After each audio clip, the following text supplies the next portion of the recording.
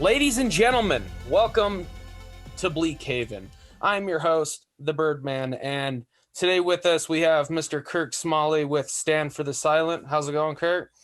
It's going well. And we have with us back the lead pessimist himself, Donald Ruse. Well, howdy. Talking about his new book, Credence and Stuff. Credence and Stuff. Credence and That's Stuff. That's the full title. Kirk, what is Stand for Silent? Stand for the Silent. Stand for the Silent was started back in 2010 after my wife Laura and I lost our 11-year-old son to suicide because of being bullied. We're simply an organization that doesn't want to see that happen to another child or another family, and so we travel around and we speak at schools and communities about suicide and bullying and try to make a difference and make it stop. I can really get down with that. I understand as much as anybody how bullying affects kids in school. What were some of the steps you had taken to get to this point? Basically, we go anywhere that we're invited to speak, and that has actually led us all over the world. I've only been keeping track of how many schools I've spoken at for about 4.5 years. I've been doing this for 11 years, but I've only been keeping track of numbers for the last 4. I've spoken in the last 4 years at 1,597 schools to a little over 1,600,000 kids. Wow. We now have chapters of Stand for the Silent in 39 different states, where we have 333 chapters right now in the United States in 39 states, and we have chapters in 18 different countries. I really appreciate the message. I think suicide and bullying is something that's really difficult to talk about for a lot of people, and not just kids, for adults too. Sure. So I really appreciate that you're going out there and talking about it, because I think the most important thing for these kids that are going through this stuff is realizing that they're not alone in it. That's exactly right, Stanley. What you just said is so important. Suicide has always been a taboo subject for most people, especially when you're talking about children taking their own lives. People don't want to talk about it. Heck, they don't even want to think about that.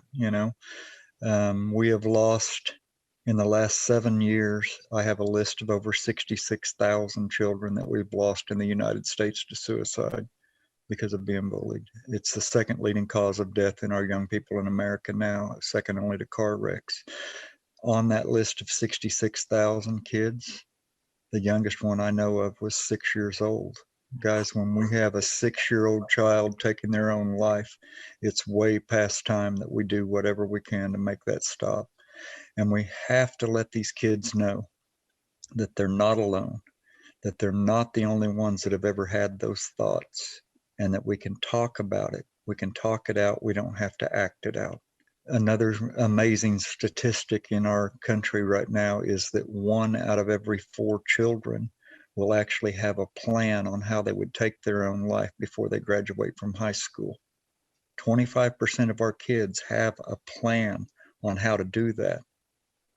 And like I say, every single one of them seems to think that they are the only one that has ever felt that way. Nobody knows what I'm going through. And we've got to let them know that they're not alone in this. And again, that's why it's so incredibly important. With numbers like that, this is a plague on our society, and it's incredibly important to talk about it and get these kids the help they need, because I was a kid myself. It's a scary time, and it's a scary thing to think about the future. It's hard to think about for the future for these kids, and they're applying this permanent solution to these temporary problems, and it's something we got to let them know that it's okay to feel these feelings, and it's okay to talk about them, and we can work through it. You're right. Especially with the pandemic that's hit us, cyberbullying has increased 75% in the last 6 months because of directly related to the pandemic. Kids are spending more time online. They're spending less time out in public with their friends in person. So we've seen a huge increase in cyberbullying, and we got to get a handle on that as well. Donald, do you have anything to add?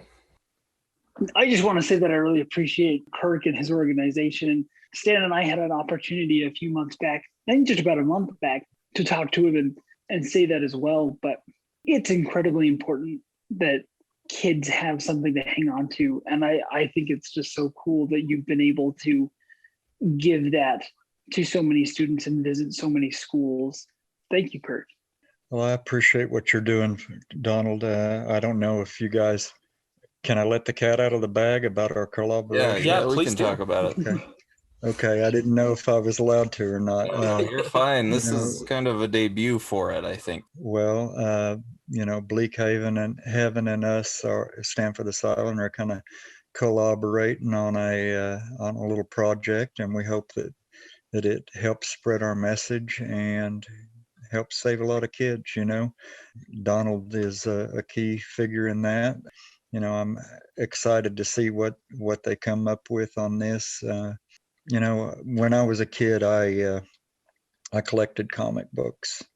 I got called nerd because of that. Actually, now it's kind of a title that I wear proudly. It's a little different when you get older. Nerd to me now doesn't hurt, but as a child, it hurt a lot. The comic book industry has an amazing audience and an amazing opportunity to help spread messages. We've utilized that industry in previous campaigns and stuff, and it really helps spread a message, especially to people that are nerds. So I'm really excited about this project, and I'm looking forward to getting it launched as soon as possible. Well, so are we. We've been working hard on it. It's been a lot of fun. Donald's come up with a lot of really great stuff for it. We're gonna have a finalized script soon. We're really excited, and I think that the nerds again are some of the people that feel a lot of these emotions. I was bullied as a kid for reading Star Trek and comic books and stuff, mostly in middle school. I totally get how kids can be insecure and latch onto these things, and I feel that pain just as much as the rest of us. I was a big nerd growing up, and I grew up in a small town, so it was hard dealing in a farming community with being a nerd and stuff like that. It's kind of cool to see how back in the day it used to be, nerds, were pretty much cast aside, but nowadays it's like nerds are like the forefront of everything. Like we're ruling everything. So the nerd shall inherit the earth. This is something I wanted to add, if I may, is the importance of fiction in psychology. I think especially with young people, fiction is so important because it allows themselves to separate their reality and their feelings and come to a conclusion of what's going on in their own life. So I think with this book and with other stories that exist, children and really anyone can see different situations play out, and then they can kind of make a decision on what's right, what's not right, what should be done, what their options are to handle difficult situations in their life. The amazing thing about fiction is it allows us to separate our problems with our reality, allowing us to make decisions on how we're going to move forward in life. So giving that opportunity through the fiction of Bleakhaven, through fantastic fictional characters like Bert and the young characters of this issue, kids are going to be able to separate themselves from their reality, putting themselves in the shoes of someone else, figure out how they can have solutions to their own problems. And it's been something really fun to explore, and something that I'm really excited to see help, especially young children in their lives. And it's just been an incredible opportunity. To add to that, that's really where this book Credence was kind of based, was the C.S. Lewis quote. I'm going to butcher it, but basically the gist of it is C.S. Lewis says we need to give children stories of brave knights and heroic deeds in order for them to grow up and know how to deal with their own dragons, so to speak. And I think that's what we're trying to do here with this book in particular. If I may, Cade, the quote is, children need to have at least heard of knights in shining armor to be able to deal with the oncoming darkness in their own lives. I like that quote. I've never heard that quote before. No, Yeah. that's actually a pretty cool quote. I mean, that makes a whole lot of sense. Behind every conquering battle has always been brave knights. Well, and something interesting about that quote is that was C.S. Lewis defending his validity as a writer, because you have this scholarly professor writing stories about fantasy creatures and knights and princesses, and a lot of people weren't taking him seriously, and they're like, why are you wasting your time on children's stories? And that was his defense, is that children need someone to look up to so they can equip themselves with the bravery and the courage that they see in these stories. And understandably, for sure. And the book we're all talking about, so everybody knows, I don't think we've actually said it, is Credence, correct? Yep, this is That's Credence. the one. Issue number 0 is going to be the Stand for the Silent edition. Since we're talking about it, Donald, why don't you do a little breakdown of what Credence is? Oh, for sure. So Credence exists in a world much like our own. It's exists in the same universe as Bleakheaven. And it's the story of two boys going on an adventure to save an adult leader from a dark fate and mysterious threat. The more will be explored as we read the comics, but one of the main figures in these stories is a Mothman named Bert. And he's going to be one of the main characters in our issue 0. To explain why it's an issue 0 and not issue 1, is an issue 0 is typically a comic book that comes out preparing the world of a story that's going to come up. So this issue that we're working on is going to be in the same world, in the same timeline as Credence, with J.D. Roswell and Bert, but it is going to deal with a few different characters, and it's going to stand alone as its own story. It's going to be connected to the overarching story, but it does stand alone, and we were hoping to do that so people can pick up this issue having never read an issue of Credence and still get that same level of appreciation and understanding from this one issue. And not have to continue reading either. That's the Right. other thing. It's not like to read the rest, you're going to have to buy the rest of them. No, it's just one contained story that highlights the issues we've been talking about and showing off Bert in general, who's going to be like the hero of the story. I think also what's important about Credence is, you know, as a kid, I remember these stories that were kind of transparent in what they were trying to do, the PSA sort of things. Like, I mean, the end of G.I. Joe and sometimes Transformers or He-Man or whatever, where they have the moral of the story is like, don't do this, kids. It's fun and silly, but for Credence, I wanted it to be, for this book in particular, I wanted it to be more genuine and sincere than that, because this is a very difficult subject, and it's a subject that a lot of us have dealt with personally. And this is what I was talking to Donald with, and he's done a great job of capturing the essence of Bleakheaven and what we need, and using these thoughts and emotions to influence the story. Because again, I don't want it to be like Captain Planet, where it's, you know, the moral is plastered on the face, but, you know, I want it to be obvious, but at the same time, I want it to be an interesting story in and of itself. And I think Donald did a perfect job of blending the fiction and the story and making it more realistic.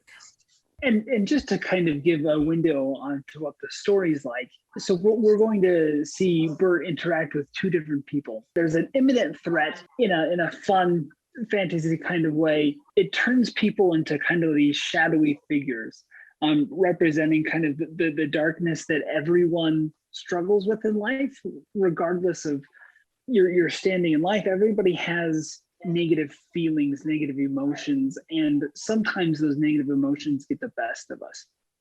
And this can manifest in bullying or self-deprivation or a whole host of ways. And so the antagonists or the threat in these books are going to be people basically overcome by like these dark creatures. And Bert is going to step in and help save these people. The interactions he's going to have with two characters in particular, they're going to be two mini stories. The first one dealing with a young man and the second one dealing with a young woman. Is he is going to invite them to have the courage and understanding to help themselves and others. And that's going to be what we're dealing with in this particular issue. Something that I love about it is that Bleakheaven in general was built on the idea of hope and light in a dark and dreary world. So in life, there's a lot of negative and difficult things that we have to go through each and every day. No matter how old we are, no matter our economic standing or place in the world, we're all going to have to go through this. But we need to recognize the light, the goodness, and the hope that exists. So the fun thing is we get to have the invitation to act on the bright side from a cool insect hero. Yeah. Exactly. And that goes into the core of our writing philosophy that I've forced on you, which is there's two sides to every story. There's the fun, monsters and aliens and explosions and fighting. And then there's what the story's actually about, which again, in this case is about children who are dealing with bullying and suicidal thoughts and these really dark, heavy subjects. And we're hoping to make it a little bit more palatable and a little bit more, welcoming with the story, with the fantasy elements, and make it fun for kids to learn about this and help them grow emotionally and help them understand these feelings a little bit better. I think Stanley pretty much hit the nail on the head. I mean, that's really what I had envisioned, was utilizing, like he said, kind of a fun fantasy situation to actually teach a message and bring a message home and let kids know that, it's okay to be who you are. That's what Stand for the Silence main goal is and main message is. We have little wristbands that we give out to every kid we speak to, and they say, I am somebody. And we firmly believe that everyone is somebody, and that every single person has the right to be exactly who they are, and that someone out here loves them exactly the way they are. That sounds like a pretty easy thing, but it's so hard sometimes for kids to understand that. It's so hard for them to understand that somebody actually does care. I don't have to know you to care about you. I tell kids all the time that reach out to me, I love you. And they say, you don't even know me. Well, I always figure, if people can hate for no reason, then I can love for no reason. It's hard to feel it. I think it's easier to know. It's a simple concept to understand you're important, but it's hard to feel that. It's hard to feel that you're important. And that's something that I would like to change for kids, and not just kids, anybody, that everybody is important. You have people you're important to, and you are important in general to the world, and that you have a purpose and you have something that you need to do. And that your opinion matters, Exactly. Your opinion matters. Such small acts of kindness are so rare to find these days. You can walk around and look at life pretty negatively, but at the end of the day, it helps way more to be part of a community and help. That community is important. Feeling a part of something and feeling like you're not alone, validating these dark, heavy emotions and moving on from them is I think one of the most important things that we all can do. Absolutely. Hey Donald, why don't you tell us more about Bert? How did you come up with him? Yeah, from the very beginning, Cade wanted to use American folklore as kind of a focal point of the stories that we've told in our universe. And when he said that, I realized that I didn't know a lot about American folklore. So between the two of us, we spent hours and hours researching different myths and stories. And one of the most fascinating ones that we kept coming across was the West Virginia Mothman.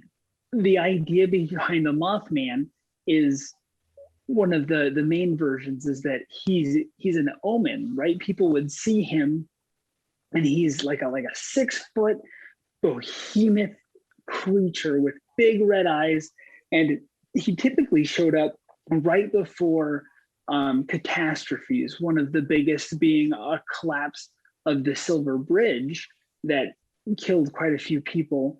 And then throughout the world since then, people have claimed to see the Mothman just before catastrophe is struck.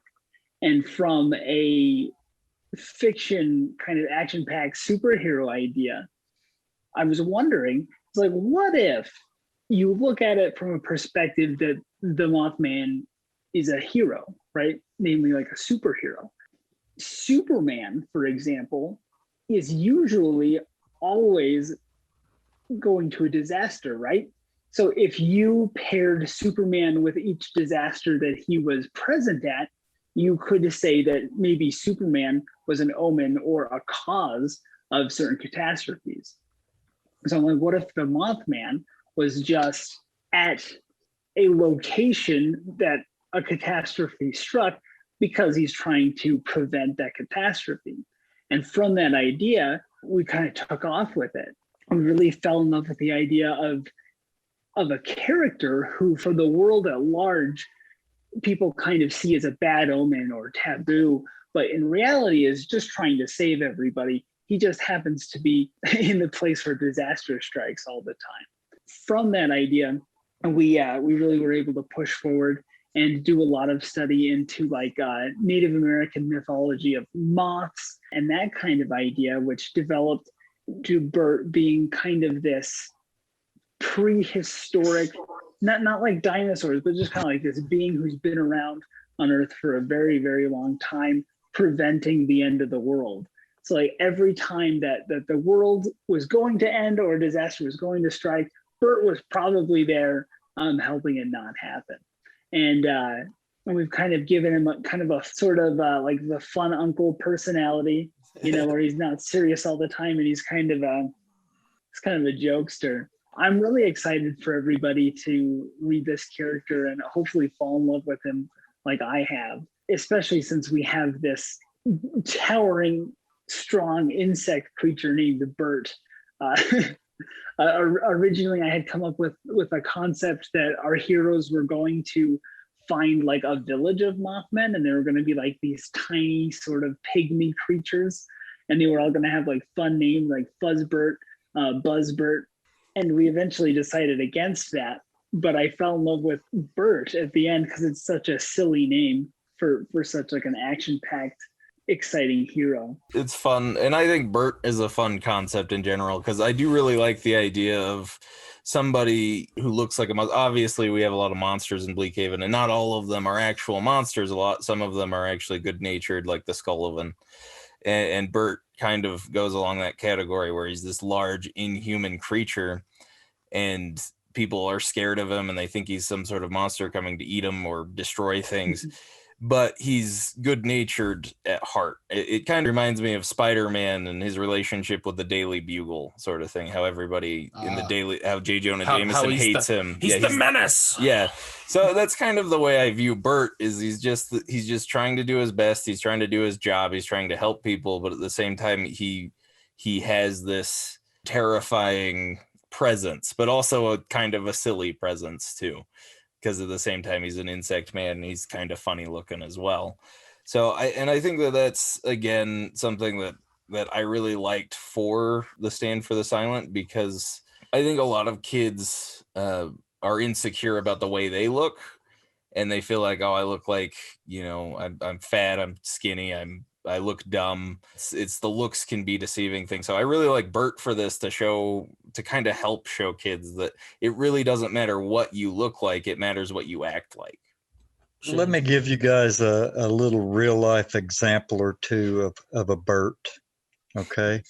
And this is why I love this concept. I've worked with several high profile individuals, celebrities, if you will, on various projects for Stand for the Silent. One of them in particular was a WWE wrestler, and his name was Roddy Piper.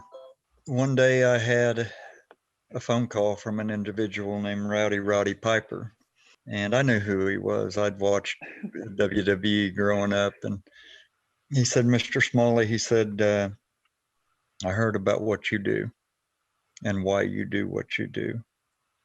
And he said, "I want to be a part of that." He said, "All my life and all my career, I've been portrayed as a bad guy, as a bully." He said, "That's not me." He said, "That's a part I was paid to play." And he said, "I'm a people person." He said, "Kirk, I love people." And he said, "Man, I love children."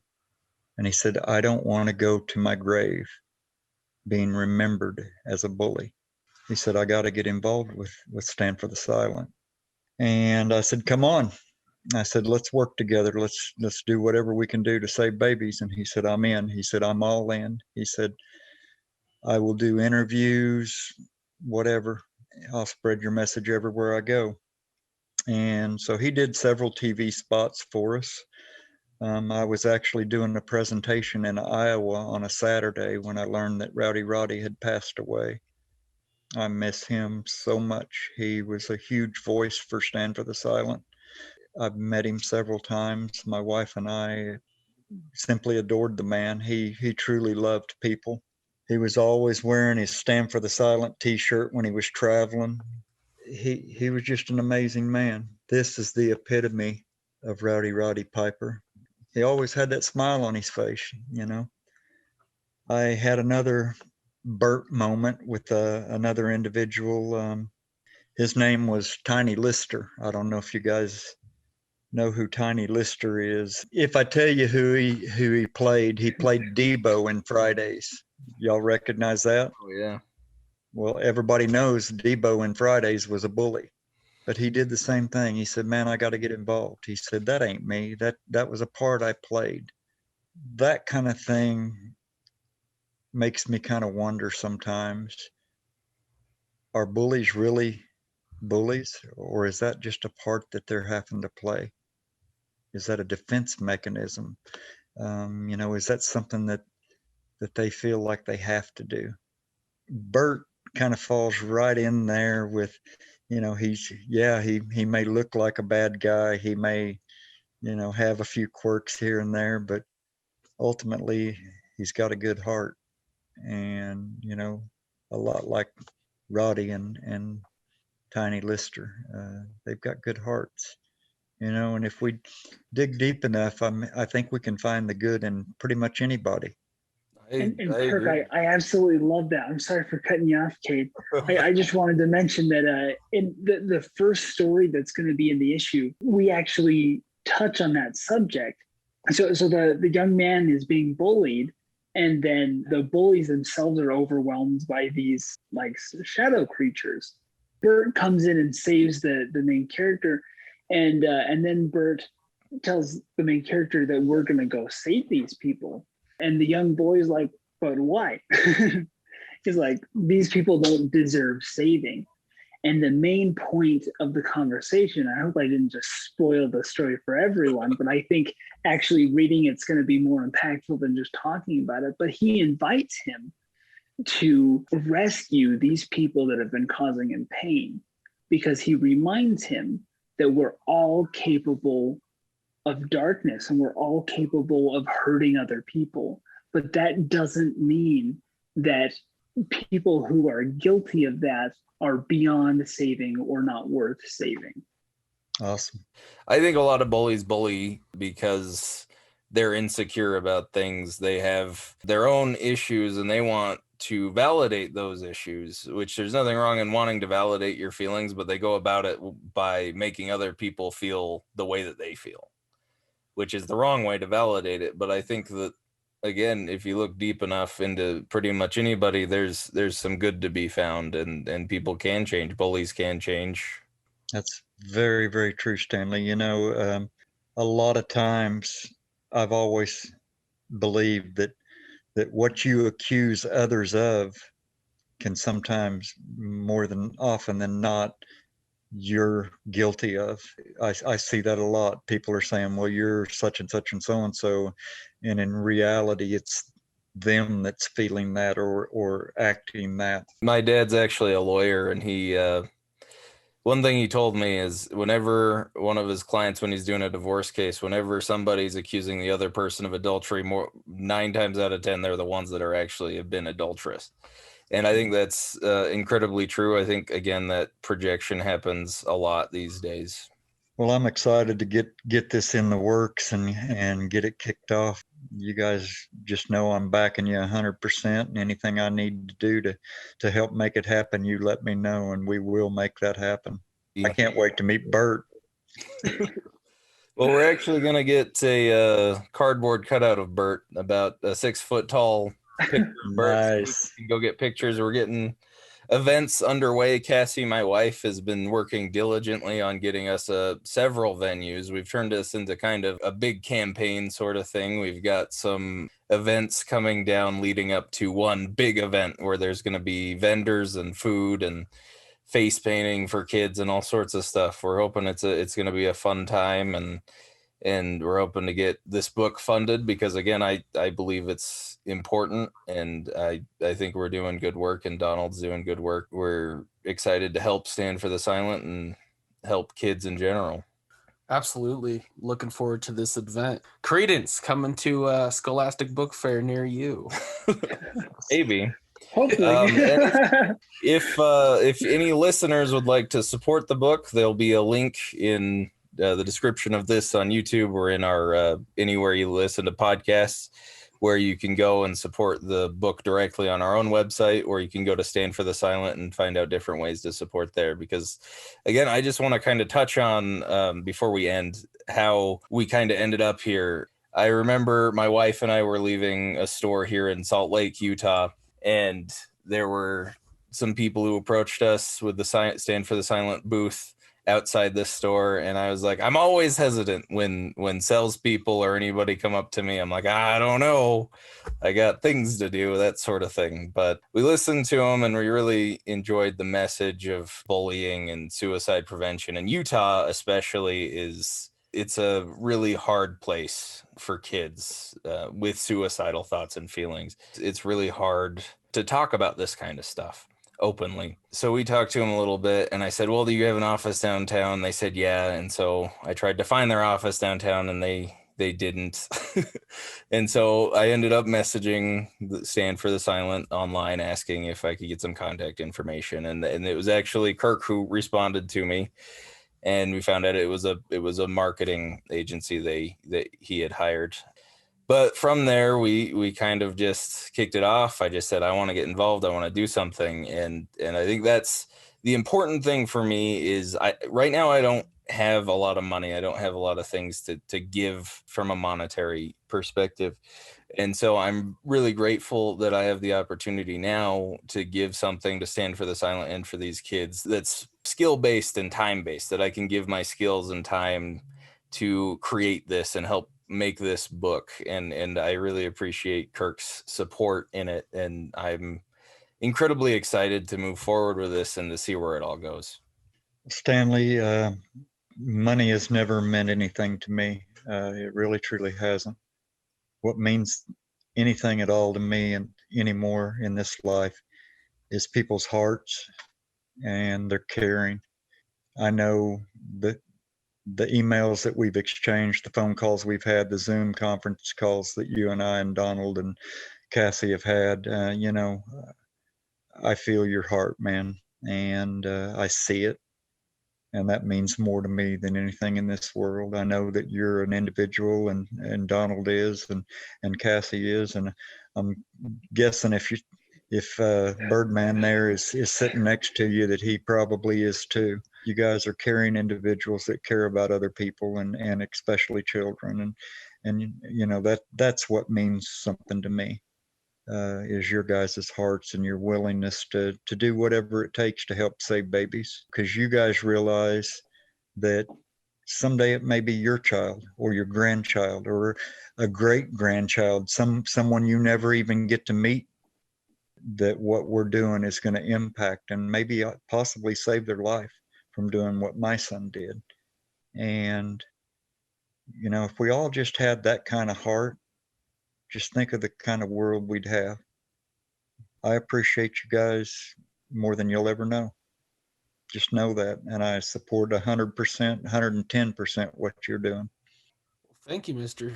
Smalley. We sure do appreciate it. Just before we all conclude this epic podcast, where can we find more information for Stand for the Silent? Just go to our website, standforthesilent.org, and just cruise around on it a little while, and you'll find out pretty much anything. You know, we do have social media platforms that we're part of. We have a Facebook page. It's Stand for the Silent, _official. It's got about 306,000 followers right now. If you just type in Stand for the Silent and click on the first one that pops up, you're probably not going to find us. Go to our website, click on our social media links from there, because a lot of the schools and a lot of kids start their own Stand for the Silent page on Facebook and on social media, and which is great, but it makes it a lot harder to find the original one too. So the best way to connect with us on our social media platforms is going to the website and clicking on the links from there. Great. Go everybody, go on Stand for the Silent. Give them a follow, you know, make a difference. Donald, what about you? Where can we find your stuff at on social media? So right now, I'm on Instagram officially as a writer for Bleakheaven. So that's so BB Roos, and you'll find it. And anything I do can be found in the bleakheaven.com website. So we're pretty much synonymous. Great. Feel free to go to the official Bleakheaven podcast on Instagram and all the other Bleakheaven content. Yep, there's all sorts of Bleakheaven content. If you look up Bleakheaven comics, pretty much anywhere you'll find us. We're growing, and our community's growing every day, and we're incredibly grateful and happy to be with the Stand for the Silent community and to be listed as one of their partners. So thanks again for that, Kirk. Absolutely. Sure. You can find me on Instagram at _Birdman_, and you can find me on Facebook at the Birdman Robinson. And I think that pretty much concludes our podcast for the day. So thank you, gentlemen. We hope all the best, and make sure to tune in next time to the official Bleakheaven podcast. I've been the Birdman.